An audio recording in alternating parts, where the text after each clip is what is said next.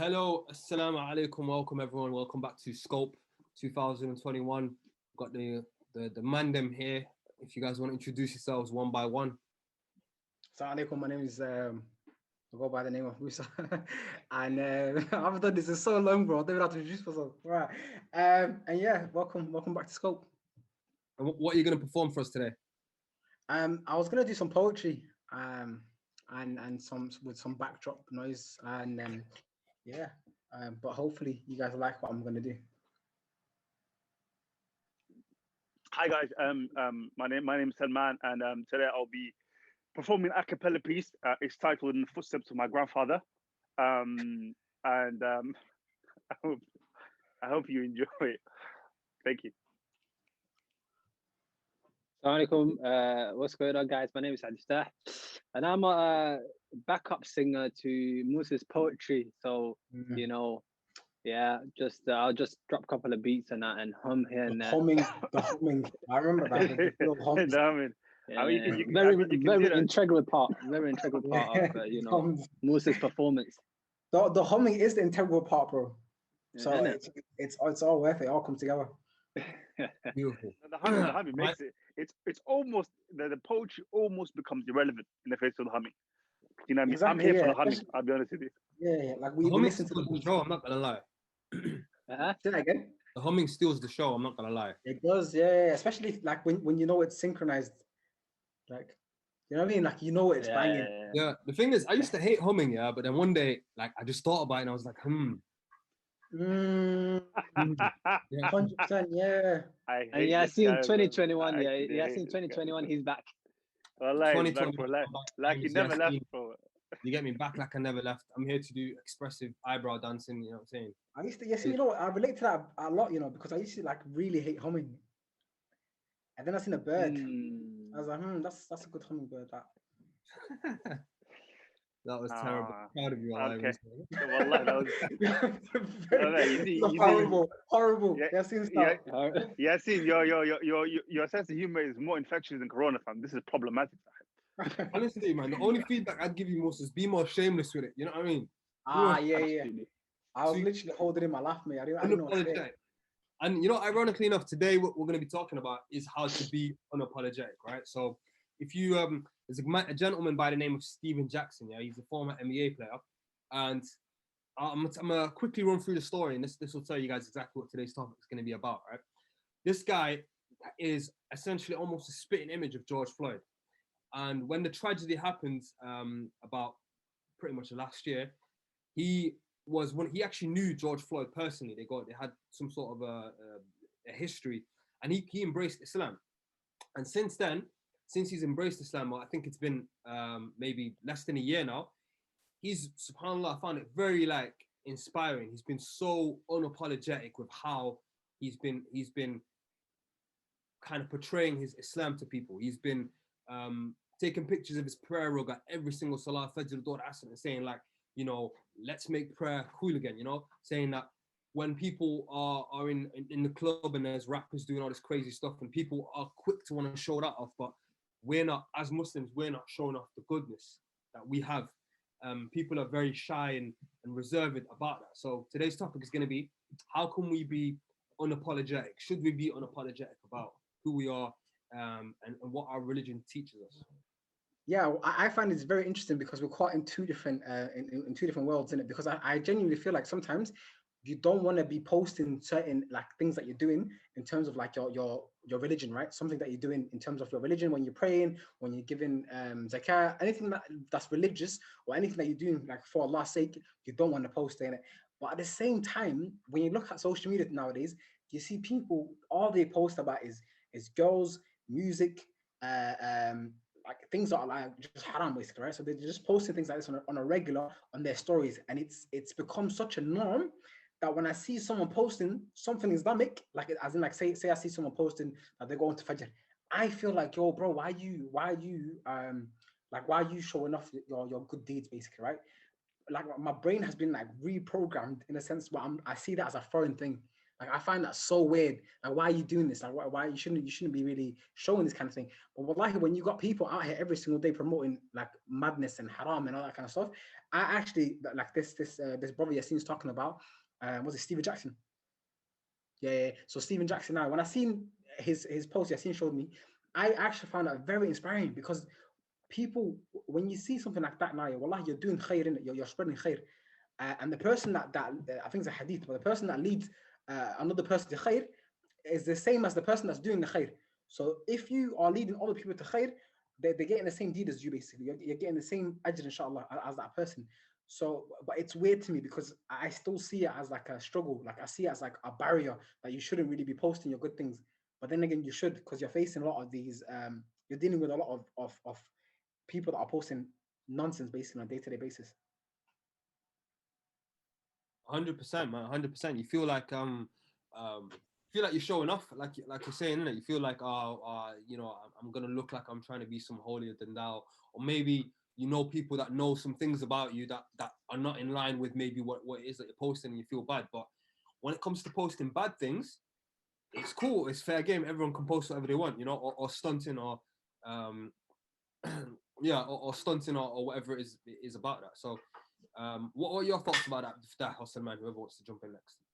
Yeah, like I agree to what you both saying. Like, it's not that you feel weird about it. I feel like it's more of is a feeling. I think it's a feeling of uncomfortability.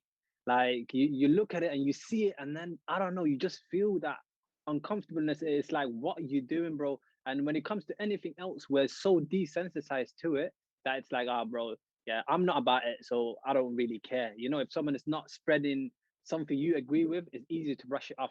But when it's something good, and it doesn't even have to be Islam, when someone is promoting something that is actually beneficial for you, it's like, yo, why are you rubbing it in our faces?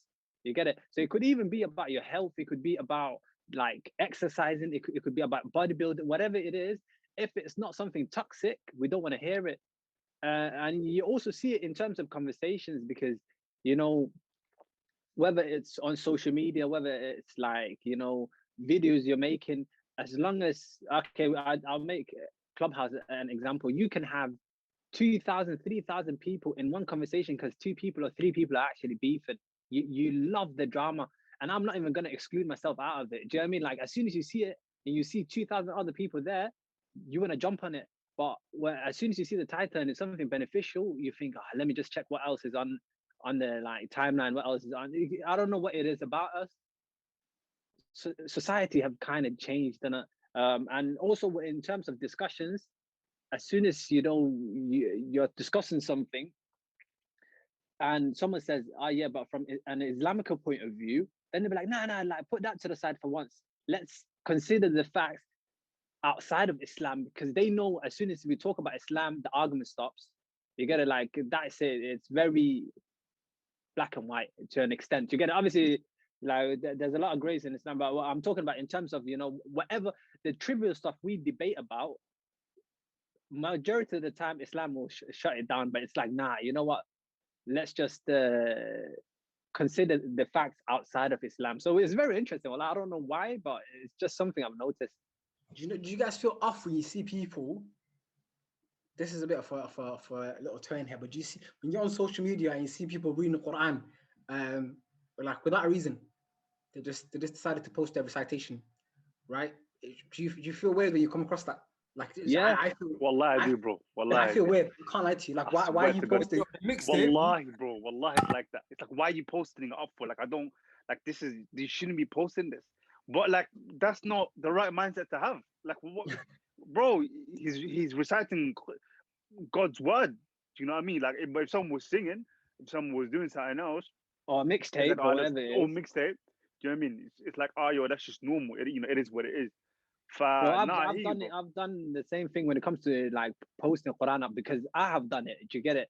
But just because I'm putting it up there, like Shaytan is having that fight with you, where he's thinking like, what are you trying to do? Like, are you trying to show off? Are you trying to? But then I thought, you know what? If I was like putting out poetry, if I'm putting out my writing skills or like a blog of mine, everyone is like, yo, mashallah, do your thing, blah, blah, blah. But when it comes to actual Quran, it's a constant battle. Do you know what I mean? So that's why I don't really do it, because it's a perception. It's more of, I feel like it's more of the guilt trip, you know, because if you're doing something and everyone else around you feels like, you know what, oh yeah, we're meant to be doing this, but we're not doing it, you know, you feel guilty.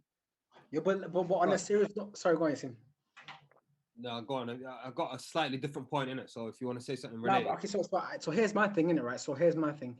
Do you guys actually think now? Yeah, I genuinely believe that you shouldn't be posting you reading the Quran. I just don't think. I don't know why, but I've got reasons anyway. But like, I don't think you should genuinely just be posting you randomly reading the Quran. I feel like it's a very weird thing to do. I feel like it's become a norm because of people making it into challenges and all this kind of stuff. Like, but other than that, I find like it's weird unless someone's trying to like, huh? What's wrong with it? So here's my view now. Yeah. So I feel like I don't know how to word it properly here, but basically people, there's a realm of like you can't read people's intentions, but I genuinely feel like sometimes people do random stuff for the sake of just doing that thing. Does that make sense? Like they just do it because everyone else is doing it. It's weird. Like you're not doing it you're not doing it for that reason. I've seen the guy post a video of him reading the Quran, but say he's like posting on a video about the mountains, right? And he's talking about the ayahs of the mountains, right? And how Allah's talking about the mountains. Now, to me, that's amazing. You're doing something for a reason. I don't know what, I don't know how to word it, but you're doing something for a reason. But set thumbs out here just random. I'm just chilling on the timeline. Just hear a random person. No translation, nothing like that, bro. Just random Quran. Like, I've got a nice voice. Look at me. Do you know what I mean? Like, I don't know. Well, I don't want to think like that, but my brain goes there. But that's exactly what we're talking about. Like, there's nothing wrong with you thinking like that, because obviously we've been programmed that way these days. But the whole problem we're talking about is the fact that now we're policing khair, but we're not policing when people are doing wrong stuff. You understand? So now when you're doing khair, it's like, bro, you shouldn't do it like this. And bro, show me your intentions, and like, do you have the right skills? And you know, are you translating it? But it's so much more extra work to do khair than it is to put my voice out there singing. You understand? Because then no one's gonna talk to me. This is the mad thing. Also, can I just say, right? Our real world right now in the 21st century that we live in is social media. It's part of our real world. Do you get me? So where back in the day the Sahabas and that, they would have been reading Quran on road or whatever, do you know what I mean? Or there's certain Sahabas that used to have a nice voice, and other Sahabas would say, yo, can you read so that we can hear and we can benefit from what they're saying, even if people don't understand it, right? That for us, our real life now is social media, right? And we see people, and I was thinking about this because I think the same thing, and I've been thinking about why do I think the same thing that you're thinking, innit? But when I see, like, you know, Muhammad Al-Nani, the Arsenal football player, he posts like videos where he's like essentially like lip syncing to Quran, innit, right? And I look at it and I'm like, he's trying to use his influence in his audience to spread khair, innit? You know what I mean? Or whenever you see someone famous doing that, when I see this Steven Jackson doing it, I'm like, yo, you know what? He's got millions of followers, so he's trying to use his influence. But I think we underestimate how much influence each one of us has. Do you get me? We're all people. Even if you got 3 followers, even if you got 4 followers, right? We don't see that. We don't see that for the same person, because you don't have a million followers and you're not a famous person. Therefore, you must be showing off. Do you get me? And I think it's not as important for us to think about other people as showing off, but it's more about like if you think about it, there is so much bad going on and so much bad being broadcast out there that there needs to be something that's going to counteract that. You know what I mean? There needs to be something on the other side of the scale. But does it though? Does there actually have to be something that's going to counter that, innit? Like, does it actually have to be like? Does it, like, if someone's out here, for example, right? If someone's out here doing bad stuff, do you now need to show off your good deeds to counter that? Do you actually have to? Like, is it just your good deeds, or is it a way of life? You know, it's like, because for example now, when you're doing khair, you're meant to be envious. Like, you need to look up to someone who's doing better than you. You know what I mean? That's who you're meant to look up to. And when you do, like, when it comes to dunya, You're meant to look at, you know, someone rest of you, so you can be grateful for what you have.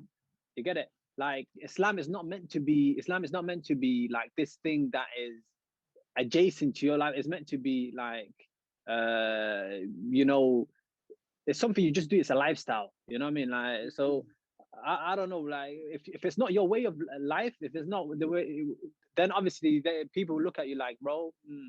But yani, where's the line? I understand exactly what you're trying to say, Musa, but where's the line? Here's another point, right? Yeah. Okay. So usually you see people that are like elite at something. For example, these let's I don't want to compare it to that. It's actually daft in it, but so say you have these reciters, right? These reciters that are like incredible reciters, and they don't even call reciters. They just lead salah basic, right? And they don't, even though they might be using social media, bro. I don't know. They don't be posting them reading the Quran, bro, or lip syncing the Quran. I feel like I don't know if this is a solid point, but I'm just speaking my mind here. But like, I genuinely feel like there are certain things that are sacred in it, right? Like salah, reading Quran, things like these. Although there's so much bad out there, I understand. Well, I understand that there should be something that you shouldn't feel too bad about sharing. But unless you're kind of doing it for da'wah's sake, I don't know. Well, I feel like you should just keep it to your ones. Yeah, but yeah, that's the only real like that's the only real time to do it, innit? It is for da'wah's sake, innit? But like here's the thing: anything that you do, any good deed that you do anywhere, you can say to yourself, "Am I showing off, or is this person showing off?" Not just anything, right? So does that mean then we shouldn't do anything and we should keep all of our good deeds to ourselves, right? The best way to like not show off is to you could be showing off and you might even be completely unaware of the fact that you're showing off. And the best way to get protection from that is not by like, obviously you should hide your deeds. Yes, that is a principle in Islam. But then on the flip side of that, we also have certain times when you're supposed to do something and make it apparent so that everyone else can do it. So there's an example, I can't remember who it was, but it was a Sahabi who gave charity, and many people started to give charity because of that. You know, it's starting a domino effect. So you got both sides to it. So the real solution seems to be like to not so much worry about. I feel like we've come with Islam has come with the right way of, you know, tackling that problem, and it's to rectify your intentions, because everything is in the a'mal binniyat. It's like basically only you know why you're doing what you're doing. So at the end of the day, that stops everything. You get it? Like no one can talk about what you're doing, and there are reasons why you should do it. A lot of reasons actually, and I feel like if your way of living is you're trying to be unapologetically Muslim, that itself is da'wah. You get it? And that everything that comes with that is da'wah. So you don't need, and the thing is, if we go by the fact that obviously, if we're meant to teach, even if it's a word, you get it? So yani, I'm not gonna lie to you guys. Like I was very. This is like I'm remembering a lot of things right now, because I remember I asked this sheikh teaching me at one point. Now I asked him, look, buddy, I want to share some good stuff. You know what I mean? And your boy's got X amount of followers. You know what I'm saying to you? Like not a lot, but I've got some followers, and I feel very conflicted because I don't want people to think that like I'm showing off. Nor do I want myself to fall into the ideology, because wallahi, you know how the intentions are. We're as humans, we're very fickle. Wallahi, we can dip and dive about certain things. You can start something with good intentions, and you know what I mean. You can change in it. So I said to him, look, what should I do here? Like, because I really want to share the good things that I come across, but at the same time, I don't want to be falling into this thing. Like, I would rather save myself than try to save all these people that, like, you know what I mean, that don't like in the world. So he was like, listen, bro, what you should do is, he goes, it's funny because I asked the same question to a couple people. One of the best answers I got was like, he said to me, oh, that's all good, well, mashallah, that's good. So listen, do you go Fajr? And at the time, at the place that I was at, like, we used to go Fajr, right? We used to go to the mosque for Fajr.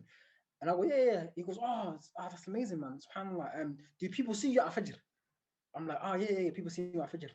He goes, why do you go Fajr then? You might as well not go Fajr, bro. Like, what if people see you going Fajr and they think that you're showing off? Like, that's mad. Like, why would you want that? Like, why don't you just save yourself?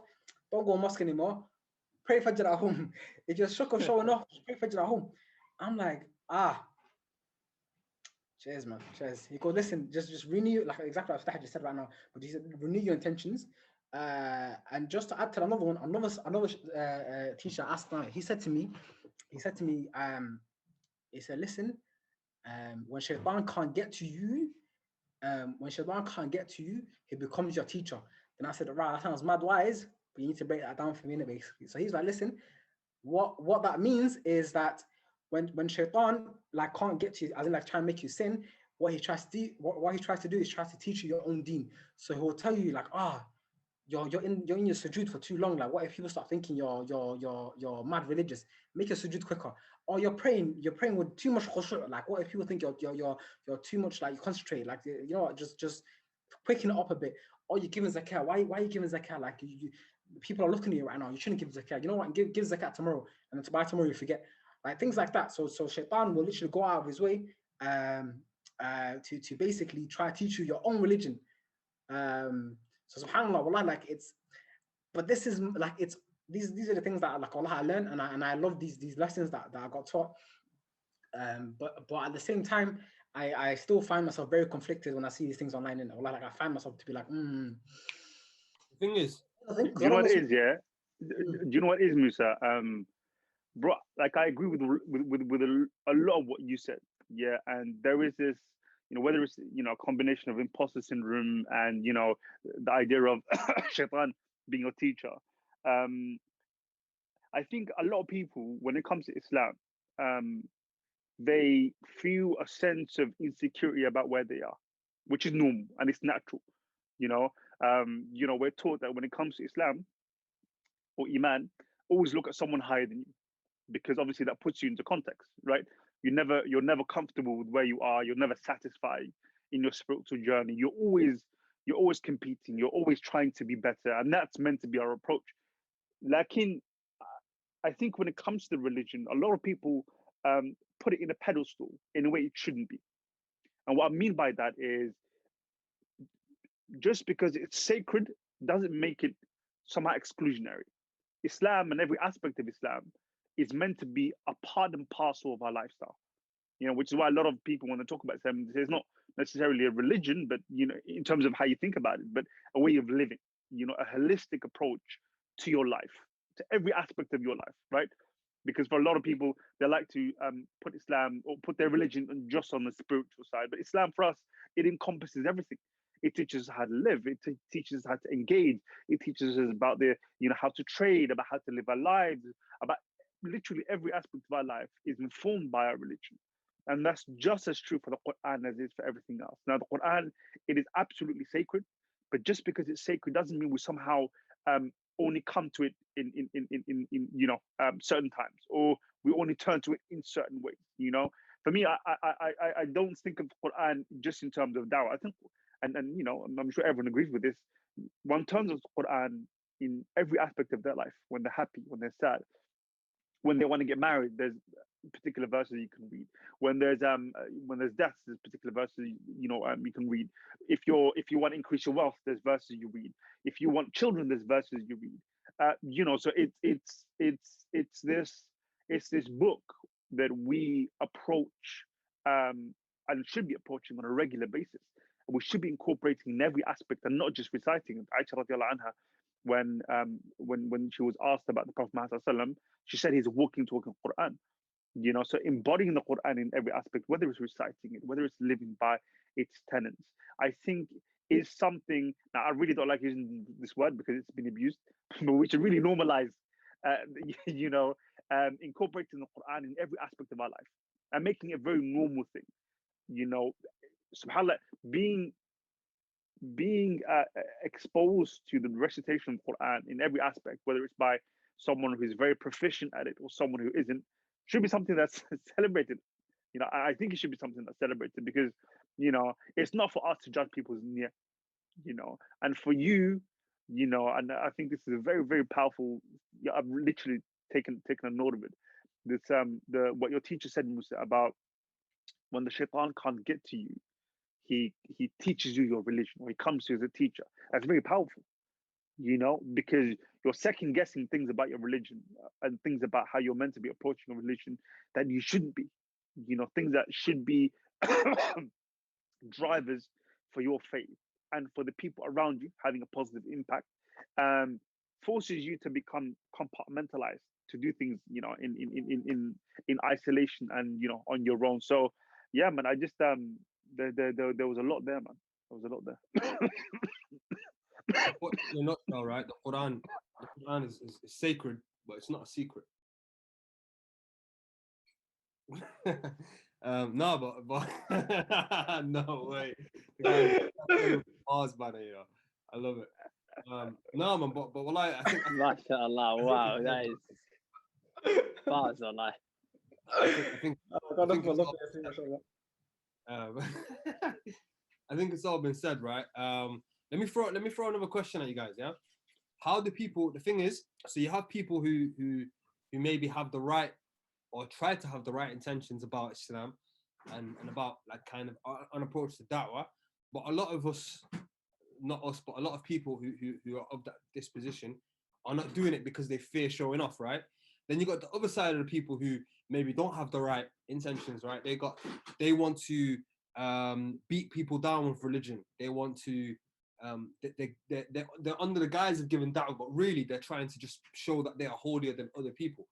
So now it seems to me, anyways, that the mainstream image of Islam, even amongst Muslims nowadays, has been that people say the ones who are religious are always the harsh ones, because the ones who everyone else is hiding it, either for whatever reason, because they're scared of showing off, or whatever the reason might be. So these guys must be the ones that are correct. So how much do you guys think that has influenced how things are going, and how can we kind of minimize that? Wait, can I just jump in there? Because wallahi, your boy's been like exposed to some mad stuff in it. I feel like I've taken a step away from social media, like from being heavily in social media for a long time. I took a step away from social media, and then like people will send me random stuff. Like my friends will send me random stuff here and there. I seen the most maddest thing ever, bro. There's people, like Yassine was just saying right now. There's different sides to all these coins now, but there are people who have, subhanallah, bro. They literally make up their own fatwas. Like they'll just say like, oh, like everyone who knows what I'm talking about knows what I'm talking about. But there's certain people that are out there on TikTok or otherwise, Instagram, Twitter, whatever they are on. They'll make up their own fatwas and they'll make it sound mad sweet. Does that make sense? Like they'll spin it, they'll make it sound mad sweet.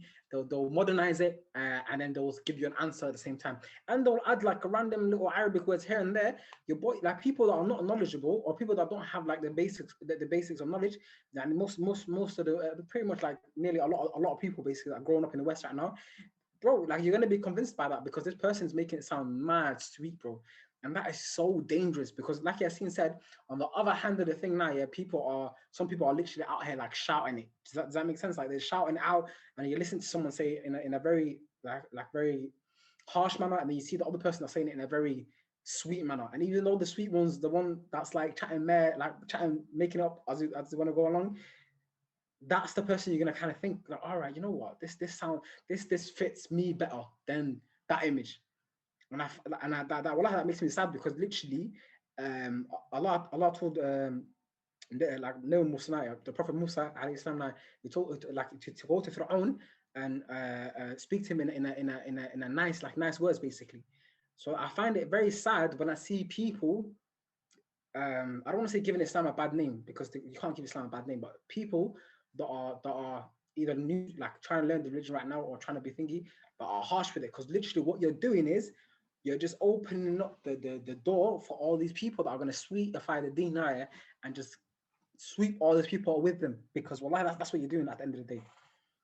I don't know. You know, I was deep in like, you know, I was just deep in what Yassine said and what Musa just echoed of how even Muslims, right, have fallen into the we have accepted that, listen, I'm a Muslim, but I'm not this type of Muslim. So we have ourselves been influenced by people doing like Muslim, not giving Islam a bad name, but I'm like this service, you know, like what you're saying is, you know what, I am preaching Islam when you're not, you get it? And you're saying I am living Islam when you're not.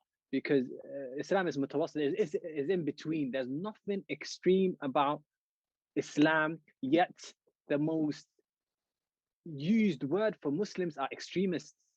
Do you know what I mean? So it just goes to you to show like how much this service and how much Yawm al-Qiyamah, a lot of people will be, you know, questioned for the service they have actually done to Islam, but also everyone else who was quiet.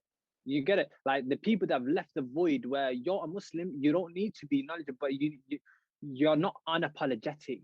Now that is the problem. That's what we've been trying to, you know, break down and decipher all day. It's like the fact that, you know, you're Muslim in your bedroom, you're Muslim in your living room, you're Muslim in your house, but you go outside, you don't badmouth Islam, but you don't talk about Islam. You get it? Yani, you're just a human being, and you're living, and you know, you notice it more and more as you know, you get older, and social media makes it a lot more evident, I think. 100%, bro. And you know, for me, the best way to describe it is people are being poor ambassadors of Islam. You know, and I think a lot of people forget, or maybe aren't really aware of this, is that Islam doesn't need you. You know, Allah subhanahu wa ta'ala doesn't need you. You know, and Allah subhanahu wa ta'ala has made this claim in the Quran, which is that you know, I can change you with another people. You know, so Islam doesn't need us, and Allah subhanahu wa ta'ala does not need us. Which means that the message itself is perfect. What can determine how someone takes a message is messenger, right? Which is why, as much as we are promoted to advise people, the Prophet Muhammad has made it clear that, you know, balighu anni walau ayah, you know, preach on me or speak on me, even if it's a verse. But he also said, if you don't have the hikmah, the wisdom of spreading the message, just don't do it.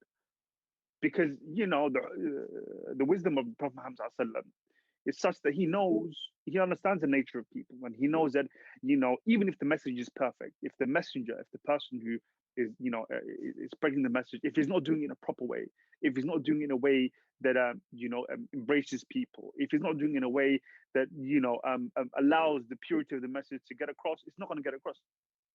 You know, there was a reason why the Prophet Muhammad said that, you know, indeed I was sent upon you to perfect your manners. He didn't say I was sent upon you to teach you tawheed, to teach you la ilaha illallah.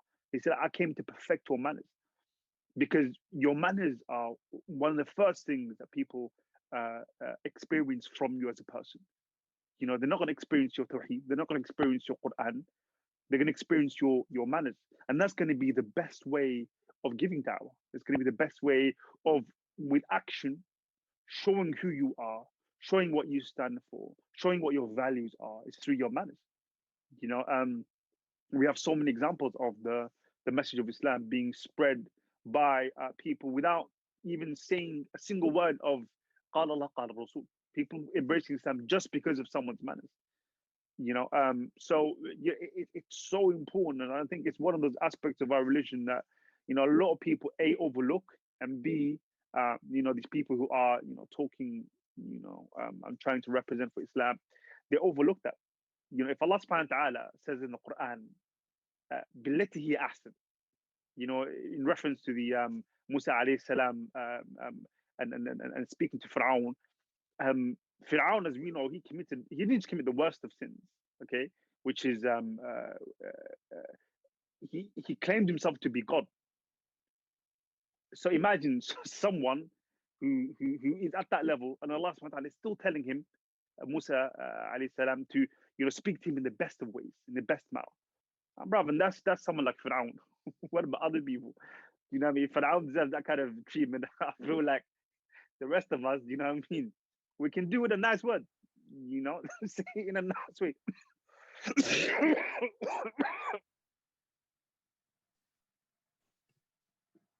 Well said, Salman. You finished, or do you have something more? Good. All right. No, it's beautifully said by everyone here, innit? I think we always say, Islam is being misrepresented, but we are not taking it upon ourselves to try and represent it. Tell me if you guys can hear me, by the way, because I know there's a lot of background noise. Play, bro. Okay, that's beautiful, man. So to that end, right? So we talked about kind of the problem and how we sometimes have a wrong point of view about this kind of stuff. How do we make prayer cool again? You get me? Word to our brother Stephen Jackson, may Allah reward him. You get me for what he's doing. How do we, in our own way, or how would you advise the youth of today? Because if we're not influencing people for good, then others will influence them for bad. So even saving yourself, that by default entails that you try and also help the ones around you and also provide a positive impact on those people around you. So how can we do that in today's world using social media? I mean, should you? I don't know, like, Bro, I reckon anything you do, Yassine, Back here. bro, you know what I mean? If you do it, bro, I swear that, I mean, I would do it. I would do it because Yassine's doing it. no, but check this out though. Check this out though. Check this out. So here's a question. I want to ask a question to Yassine's question now. Yeah. Do you reckon someone that isn't praying 5 times a day on a regular basis, and it's someone that's not on top of their salah, and praying yani, on a regular basis on time, yani, with the right way, do you reckon that they should be posting it online? Like, do you reckon they should be like, oh, come pray, go on Fajr right now? That's kind of different. That's telling others what you're not something doing. you're not doing. Yeah, Being a hypocrite in some way. Do you know what I mean? Say that again, bro. That's telling others to do what you're not doing yourself, innit? So that's being a hypocrite in some way, innit? Like that's different. It's more about. I feel like a lot of people that want to do this, that's their thought process at the same time. They're like, yo, listen, I really want to promote Islam now. For example, someone out here might be posting about music on a day-to-day basis, right? And this person might be one day he wants to promote something that's khair, whatever. But they might say to themselves, you know what, like, yo, I people know me for this thing, and people know me for X, Y, Z, and they know me for doing this kind of things. But today I want to post about me going Fajr. I shouldn't post about me going Fajr. But in your you guys and your thought process now, yeah, you guys are saying post about Fajr to promote to outdo the evil, huh? No, yeah, well, okay. 100%. Let me just clarify what he's saying there. I don't mean necessarily posting about Salah, innit? Like if that's the way that you want to do it, cool. But I mean like that whole just as a concept, innit? Make prayer cool again. Do you get me? Like that's more so how I mean it. But carry on for that. But yeah, what I was gonna say is, and this is what I live by, and this is how I also perceive others. Like when I'm looking at what they're doing, I look at it from the lens of we don't go to Jannah because we deserve it. We go to Jannah because of Allah's mercy. You understand? So if I'm now looking at it from that perspective, who am I to police how they do their da'wah or how they perceive da'wah? Do you get it? I don't know whether they pray, they don't pray. Only Allah knows that, and Allah knows their struggles. Now, them praying 1 or 2 or 3 times a day, might be better than what we do. Who said us praying 5 times a day, Allah accepted our prayers? Do you get it? So, that's the lens I use when I, look at everything. So now you do the da'wah you believe is da'wah. You basically, represent Islam how you believe is the right way to represent Islam, and forget about worrying about someone else. And I need to worry about how I come across as a Muslim. You get it? And that's how I look at myself now. Yeah, obviously, for some people, I feel like, okay, human beings are A, they're competitive, and B, they're very judgmental anyways. Allah is the most merciful, but for us, we are very judgmental. So whether we say don't judge, blah blah blah, we have a prejudice in our mind, and that's human nature at the end of the day. Here's my Do you thing. know, let me just quickly jump in and then I'll pass on back to you. That same way of thinking for me personally is the same as, or it comes from the same branch of people that say, I'm doing X sin, which is why I can't do Y good deed. Do you know what I mean? People that say, because I'm sinning in such a way, I can't do a good deed. Do you know what I mean? which does not make any sense. It's like saying, because because I'm now dirty, I can't go clean myself. No, but It doesn't. Yeah, so, go on, so go my, on. my point is now, so here's my point in a nutshell, right? If you are someone, and this is the same advice, I'd honestly, I'm trying to internalize myself, right? So if you are someone who is, doing whatever or known for whatever, if you're going through like two different things now, my whole thing is like, instead of posting things on Instagram or whatever, bro, focus on yourself. Do you know what I mean? Well, like actually focus heavily on yourself. Like save yourself first. Like you are not required to save the whole, like the rest of the people basically. Innit? You are required to save yourself at the end of the day. You are literally told to look after you, literally look after yourself. And after that, after you have yourself to your best of your ability, and obviously, well, we all struggle every single day. Do you know what I mean every day is a struggle as a Muslim, right?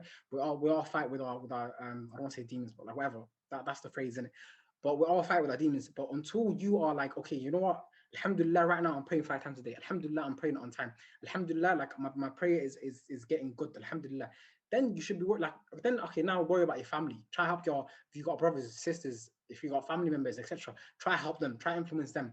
And then, bro, then go like that. Do you know what I'm saying to you? I don't think that same methodology applies to people that have got mad clout. Bro, the people that have got mad clout, I get the for me it's different. For example, what's the Arsenal player? The Egyptian now, or even back in the day, Mohamed Salah now, when he used to post, when he used to read Quran on the planes and all that kind of stuff. Bro, to me that's different, because now, wallahi, like your platform's massive. And I get the Yasin's point earlier on when he was saying like, yo, everyone's got a platform though. Like, you can also influence someone. But to me, it's like, okay, them man, they might have their own struggles, but they have a chance. They have a massive chance to like a wide net of fit, like to go fishing with. But my whole thing is that literally, if you're literally the person that's X and Y Z whatever now, you should focus on yourself, like, because it takes enough effort to focus on yourself rather than focusing yourself and distributing your energy towards like trying to spread khair. Like, focus on yourself, put all the khair into yourself, into your day-to-day life. I think there's a difference between like advocating for some people. Like, I get what you're saying, and I fully get what you're saying, because there's some people who their whole religion is almost online, innit? Like, there's nothing introspective that goes on. There's nothing to try and internalize what they're actually saying or posting. It's simply I found that area, let me post it online and let me get some retweets. And it's it sometimes it is insincere with some people, right? But at the same time, we are never going to be the finished product, right? There's always going to be, even if you've perfected your salah, right? Let's say you tweet about having good manners. One day you're going to have bad manners. One day you're going to be rude to someone. Does that mean we should never say anything? We should always keep quiet about that. That's the first thing. You are instructed to focus on yourself. You are instructed to better yourself and your family and your people around you. In today's times that we live in, the online realm is where a lot of us are spending our time. So what you need to understand is that people are online anyway. And if they're not posting good, they're posting neutral or they're posting bad. And if we're discouraging them from posting good, then the only thing they're posting is neutral and bad. Where does that lead them, right?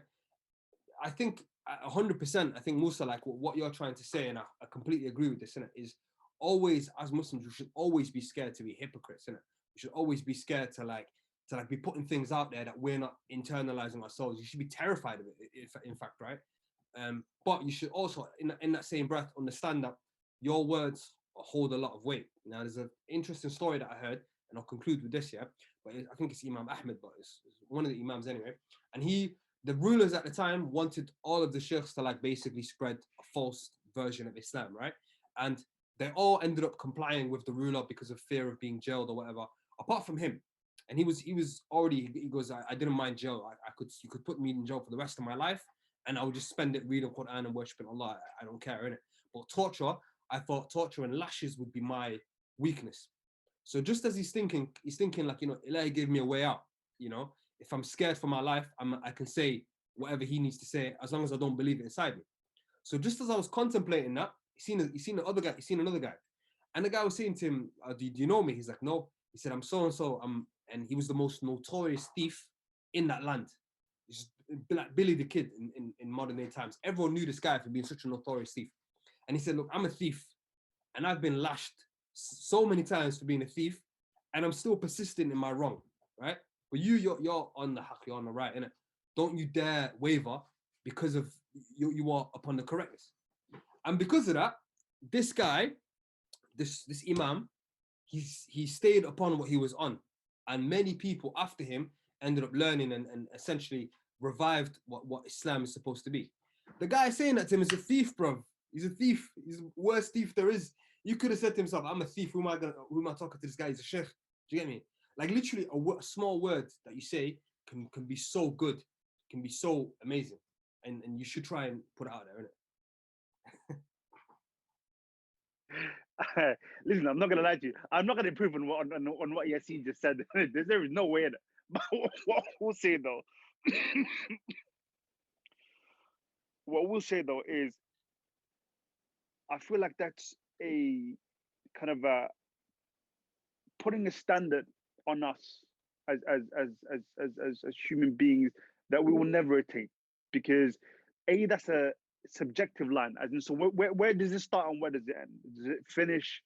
When once you're 5 salah ashiko, or is it when you've started to regularly pray tahajjud, or when you've when reciting the Quran on a daily basis has become the standard? The thing about Islam is, because it's meant to be a part and parcel of our life, it's a journey, it's a process. And Allah subhanahu wa ta'ala said that, the son of Adam, the sinners, but the best of you are those who repent. So this is part of who we are. Sinning is part of who we are, and it doesn't negate from our ability to practice our religion, as long as we turn back to Allah subhanahu wa ta'ala. So someone who's committing a sin, he might commit sin one day, and then the next day he might turn to Allah, he might start praying. And if anything, for me, I think that would be more inspirational for someone watching, because they'll look at that person and then they'll feel resonance. They'll feel, that person just like me. I commit sins as well. I've fallen as well. I've experienced what they've experienced as well, but they've gone back. I think that's very relatable, as opposed to the picture of a person who just is someone we strive towards. Whether it's an alim, and they have their places, but I think also accepting the fact that part and parcel of our journey through life is knowing that we're going to fall, is knowing that it's sin. But as long as we turn back to Allah subhanahu wa ta'ala, there's always room for forgiveness. There's always room for Allah subhanahu wa ta'ala's mercy. And there's so many of these stories. The story of the story of the prostitute who helped the dog. And the idea that we are flawed, but within that, we can still be slaves of Allah who turn back to Him. And that just because we sin doesn't mean we can't propagate the message of Allah subhanahu wa ta'ala and the message of His Prophet. The Prophet Muhammad didn't say, spread even a verse of me if you do your salah, or only if you do X amount. The two are not mutually exclusive. So it doesn't matter who you are or where you are in your journey. If you feel inspired enough to share a part of your story, of your day or of your journey, where you are turning back to Allah in any way, shape, or form, wallahi, that's something to be celebrated, in my opinion. What's interesting, and it's just something I was just pondering over right now. The tricks of Shaytan, there are so many that some of them we don't even know them, right? Don't you think like one of the tricks of Shaytan is to question Allah's mercy, right? It's so interesting because all we continuously do is like think about how people perceive us, and I think like Shaytan plays a part in making us see how people will perceive us. We never look at how Allah will look at us, and our intentions. We talk about innamal a'malu binniyah, but do we really believe it? Because if you really believe that and you know your intentions, you would never really care how people see you, because everyone has their own perception of you. Yani, so that's also very interesting. I also think on a daily about tricks of Shaytan, and sometimes the only trick we think about is how Shaytan makes us sin, in terms of, not pray salah, do things we're not meant to be doing. But how about the way Shaytan makes us think about people that do khair? You get it? So we perceive them in a way where, okay, like, should they be doing this? Should they not be doing this? And yeah, to an extent, I feel like you need to focus on yourself, but it's not mutually exclusive. You should focus on yourself, but you should also try your best. And Islam is all about keep trying. And that's all I've got to say on this. Nah, okay. So wallahi, Allahumma barak, wallahi, everyone made some really like amazing points. But so this is this is the thing though, isn't it? Because wallahi, I remember I was reading one day. I was reading a book, or a quote, I can't remember. Anyway, but it's by Ibn Qayyim. Now, Ibn Qayyim said, and a lot of, I think it was Ibn Qayyim anyway, but like he said, a lot of mankind's problems lies in the fact that they can't sit in a room with themselves, just with it, right? And I'm gonna link this to something. I'm gonna try to link this to something anyway. In today's world, wallah, we live in a very social media age, whatever. Everything that we do, we feel like we have to post about. We feel like we have to talk about. It's like our own personal diary, Twitter, Instagram. And it's raining, I want to post it. It's flipping, it's snowing, I want to post it. I'm doing this thing here, I'm doing this thing here. And like khair or like shar, bro, we're still posting it. Good or bad, we're posting about it, etc. So when I see that in today's like day and age, bro, even myself reflected on that. I'm thinking to myself, yo, do you actually need to post about every single thing that you're doing? Do you actually need to know, like, let the world know about every single step that you're doing, whether it's khair or I'm talking about khair or bad now, etc. Now, if you look at the Sahabas now, yeah, and I love the story that Yasin said as well, but I feel like these are stories that only spread, yani, after the person's like spread, etc. So like, oh, this is what happened. But it's like in today's world, well, like things are just like easy for us to share basically. And I feel like you shouldn't be so you shouldn't be so I don't want to say ego, because people are not ego. It's just like an automatic thing, right? But I don't think people should automatically, their thought process shouldn't be, and I'm reading the Quran today, I find the ayah that I really like hits me, I'm gonna share it straight away. Like, maybe take a minute, reflect on it. You know what I mean? Think about it, read it over and over again. Maybe internalize it. Maybe act upon it. Maybe 5 months down the line, 6 months down the line, share it. Do you know what I mean? There's this brother I seen. He said something like, "SubhanAllah." He said something like, I remember like 5 years ago. And I made the decision one day. I said to myself, every day I'm waking up early for work, but yet I can't wake up for tahajjud. Like, why is it I can't wake up for tahajjud? Like, why is it I can't wake up for fajr? And ever since then, he goes, so 4 years, yeah, 4 years. He's like, ever since then, I've been praying my tahajjud. And alhamdulillah, like the impact that it's had on my life is incredible. But that's the type of stuff that I'm talking about. Like, yo, like people should not be so eager to be like, you know what, I'm gonna do this thing and then I'm gonna share. I'm gonna do this and I'm gonna share. Like, that shouldn't be the 1-2 combo. The combo should always be, and do the thing that you're trying to do. This is what I'm trying to say. Like, yo, like obviously we're all gonna have flaws. When I say master the thing that you're trying to do, for example, like praying your salah on time, and having some sort of like level of concentration or connection with Allah when you're praying or when you're reading the Quran. These should be your goals. I'm saying your goal should not be to try to spread the deen. Like, shouldn't not spread the deen, but I'm saying your goal should not be to try to like post it online or like etc. Your goal should be, look, I'm going to internalize this. Like, the stories about some of the Sahabas that took one ayah and then they never moved past the ayah until they like acted upon the ayah. These are I genuinely feel like these are the examples that we should take on, because I feel like if everyone does that, if everyone like fixes themselves up, then it will spread like that, like through someone's manners, through someone's acts, through someone's like friendship group. For example, me and my friends, we might talk about certain things, etc. Like that. I genuinely feel like it will be a domino effect like that. But I genuinely feel like with social media, there's a lot, man. There's a lot that can happen. I'm just. I agree with you now, because they say like obviously there's a hadith that says like you should hide your good deeds like you're hiding your bad deeds, in it. Yeah. So I completely concur with that. what I'm talking about anyway, and I think what some of the other lads as well are saying is like more so about calling towards the haqq, not so much about showing off your deeds, but having, you know, you know, you got a call towards the rightness. It doesn't mean that you're gonna show off what you did yesterday, or not show off, even post about it, like you're saying. And I agree with you on a lot of levels there, where you shouldn't be rushing to social media to be showing things, but that doesn't mean that there needs to be voices to talk against what's wrong, even if you don't know very much, even if you know only a little bit, even if you're not doing very much, even if you're only doing a little bit, you still need to project that out into there and be affecting your peers in some way.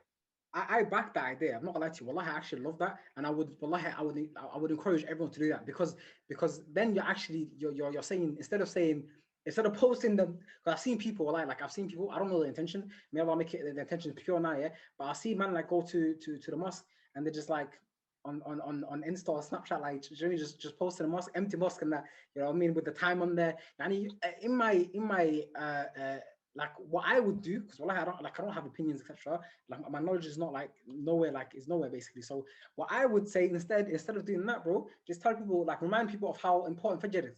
Just remind people like of the importance of Fajr. But at the same time, on the flip side, I understand that someone might see that one day, so and so is going Fajr on a day-to-day basis, and they post about it. I might start going Fajr as well. You know what I mean? Like I understand. Down too much. You're restricting because look, maybe you're policing how the guide to do it. Someone else could see that in a totally different way, and the intention is completely different. So you, from an outside perspective, like, okay, you know in yourself, Musa and I, okay, that's not the way for me to do it, because I feel that's wrong. But someone else might this is their da'wah, this is their calling to the haqq. It's to show the youth them, it's to show the 15, 14-year-olds who are in year 8, year 9, that I'm going to the mosque, and you consider me a cool guy, and they hope to bring people in. Do you get me? Also, Yasin, it doesn't matter what you think about that person. It's irrelevant. Also, I was going to say a bit like, it's about being unapologetically Muslim. So even at workplace, I'm going to pray. You know, I can't come out with you to go to pub or whatever it is because I'm Muslim. You know what I mean? It's not because of anything else. It's because that's good stuff. Bro. You understand? Yeah. So what I'm saying is, like, it's basically that lifestyle of being unapologetically Muslim. Now, that's one thing, right?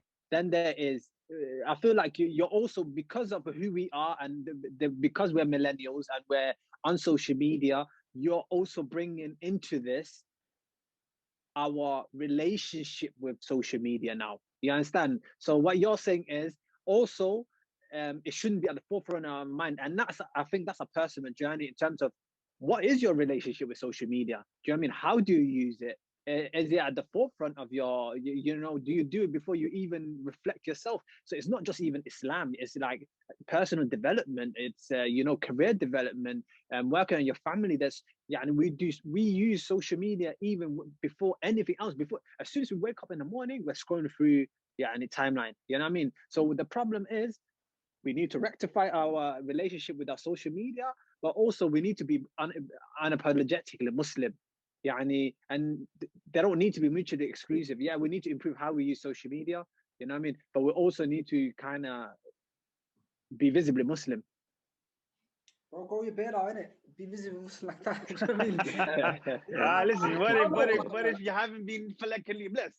But now listen, bro, I'm not gonna lie to you. Listen, and for that, I really like what you said towards, you know, your last point, which is kind of what I want to get on. Mister, I don't disagree with your wider point about social media, yeah, but I think that's not really to do with Islam. It's more to do with us as millennials and how we approach social media. But I think that ship is already sailed, bro. You know, the way people engage with social media right now, that's already become the norm. Now, whether I think that's a good thing about it, it's a different topic, and one for another time. But that's already the norm. It's already the norm for people, you know, to use social media as a continuous stream of consciousness. Yeah, bruv, they're waking up in the morning, they're posting their toast. they've seen a nice cloud, they post it.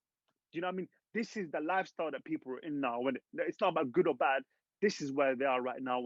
So within that stream of consciousness, if at a certain point they, decide to do some khair and they snap it, ya akhi, I don't care if they took a picture of their feet saying, I'm going to the mosque. Bruv, you can take a picture of your mosque saying, I'm gonna put some, you have to smell good, sunnah. Bro, do that. Do you know what I mean? Because the thing is, bro, this is how people engage with social media right now. Yeah, it might not be how we do, and a lot of millennials, but definitely the people younger than us. Yeah, because we know, listen, we all touching 30, and I'm not gonna bet our day of birth and that. But we all touching 30, bro. Do you know? We all touching 30, big man. We're not about no more, bro. You know what I mean? We're not youth them no more. Do you know what I mean? So people, why is this guy loud, man? Subhanallah. Whisper when you're saying that kind of stuff, man. What the hell? يعني مو شباب حبيبي خلاص عجزنا. So it's everyone underneath us. So Musa, right now, I really think that's a very subjective way of looking at it, and that doesn't make it right or wrong. Do you know what I mean? يعني if we embody that way of thinking in our day to day, I think it'd be better for us. Lakin, because it's so subjective, because people, like Yasin said, engage with da'wah very differently. Yeah, what might be inspiring to someone else, you might be looking like, yo, this is a joke. Do you know what I mean? Some guy that you know what I mean? He's a rapper, or he does this or he does that, but on Friday he posts himself going to the mosque. What's his name? Allahumma salli ala Muhammad. The Moroccan French Montana. Montana, yeah. Now he's a rapper. He lives that lifestyle. He does all of that. Lakin, come Ramadan, bro, this guy practices Ramadan better than most people I know. This guy, the way he practices Ramadan, and at least the way he snaps about it and the way he shows it. How would you know how he practices Ramadan, bro? You see just from what he shows, Yaki, just from what he shows. We don't know, but we don't know what people are doing. I rate it. Listen, that, do you know what I mean? But even just showing that, bro, even that just momentary glance of what he's doing, of what he's preaching, what he's saying, whether he's practicing or not is different. But what he's saying, yeah, we can just judge by Amal. That's all we can. The nearest Allah subhanahu wa ta'ala. There's a people, right? Let me just drop this one in, yeah. There's a people towards the end of time when the deens basically doesn't exist anymore. And they're just gonna say, these people back in the day used to say La ilaha illallah, and we're gonna say it now. And the Prophet said it's gonna be enough for them, right? Everyone has their own specific environment, everyone has their own. Like this is not, by the way, this is not encouraging that you do nothing, because we have everything at our disposal. We have all of the knowledge available at our disposal. But what I'm saying is, the circumstances that we live in today are different than they were 1,000, 2,000 years ago. Before, people will meet each other in the marketplace. Today, the marketplace is Twitter. Do you know what I mean? This is where people meet each other. This is where people come to communicate, or they'd have debate corners and stuff like that. The world that we live in today is a world that revolves heavily around social media. It can make changes politically. It can cause elections to sway from one way to another. It can cause revolutions. So of course, we need to also take advantage of this to share good with our fellow people, innit? And something may not be your cup of tea, but maybe the person who is doing it will have the right intention. So the only thing we can do as Muslims is try and strive to do the right things, try and strive to learn as much as you can, and to call towards that which is good in that. And make dua that your intentions in that are not tainted by trying to show off and all these other stuff. See, well, I feel like a good bit of cleanliness is for everyone to try to say, like, what advice would you give to the youth the minute? Because you man are saying, this is like the youth dems or the people that are older, etc. But I want to just say one last point here, like, because I feel like what you man are saying is kind of dangerous. And I'm gonna say it's kind of dangerous, and I feel like it's kind of like you're not saying it. I feel like it's bad because someone would see that case from that thought process now, yeah. Set man are trying to do like skits, bro. Now, man are doing skits at haircuts, like doing the most outrageous skits, bro. And these people are trying to mask it under like, yo, man's trying to do my form of da'wah. And I feel like that's not what I'm saying at all, though. That's what I'm saying. That's what I'm trying to say to you guys. Take the platform, Max, and tell me what would you guys tell the youth in it. look, there's etiquettes. Again, this comes under like having the right attitude and having the right knowledge about things, innit? But there's etiquettes towards how you do things, innit? But the most important thing is that you, of course, don't make bloody skits. Like nobody's saying that. Don't come and make fatwas and make your own things up. No, but if you see something that you think is beneficial, and you want to share that for the right reasons, purify your intentions and don't be scared to share it, because people are sharing their bad just as much as people are sharing anything else. Do you get me? So yeah, don't be that's basically what I'm saying, isn't it? Within the bounds and constraints of Islam. That's what you're saying. Okay, what are these two done? I'm saying it's very simple, and I can't say it's any simpler. Be unapologetically Muslim, and it's as simple as that. Be visible. Do you know what I mean? Very simple. Go on, Salman. Be your authentic self, and what I mean by that is, if Islam is a part of your life in any way, promote that or speak about that, and and do in any way you feel is best. Because the thing is, I think one thing we need to remember about social media is a lot of people don't do it in a very deliberate way. There isn't kind of a strategy of, okay, I'm dropping this for this to reach that. It's usually a case of, this is just what I'm doing right now, so I'm just posting it. It's just a snapshot of my day. It's just a snapshot of what I'm doing. You know what I mean? So if that's what you're doing, then I think that there's nothing wrong with that, and I think there's khair in that, because it's showing a lot of people that being who you are, with all your flaws, being a Muslim who promotes what they do is completely fine. There's nothing wrong with that. So that's what I think. I think on that contentious point, we'll probably conclude.